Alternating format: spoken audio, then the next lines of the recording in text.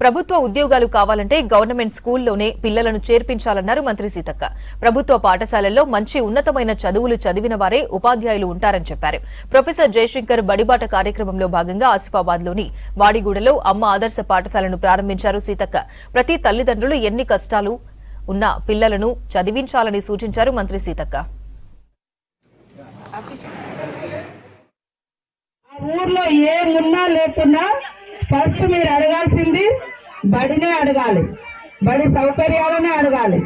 ఎందుకంటే ఇక్కడ కూర్చున్న వాళ్ళందరం కూడా ఇంతో అంతో చదువుకున్నాం కాబట్టి వివిధ హోదాలలో మేము ఇక్కడ నిర్వహిస్తా ఉన్నాం, బాధ్యతలలో ఉన్నాం. కలెక్టర్ గారు ఉట్టిగానే కాలే, చదువుకున్నాడు కాబట్టి, కష్టపడి చదివిండు కాబట్టి కలెక్టర్ అయింది. ఆయన ఎక్కడో పుట్టి పెరిగి ఇక్కడికి వచ్చి ఈ ప్రాంతానికి వచ్చి ఇంత దూరం వచ్చి సేవ చేస్తా ఉన్నారు.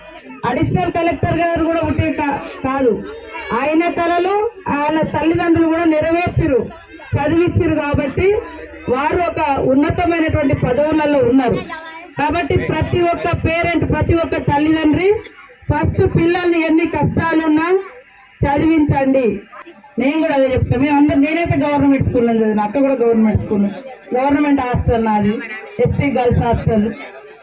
4వ తరగతి నుంచి మా అమ్మ నాన్న హాస్టల్ వేసిన్నాను ములుగులో, అక్కడే చదివిన, అక్కడే ఎమ్మెల్యే అని ఇప్పుడు 3 సార్లు.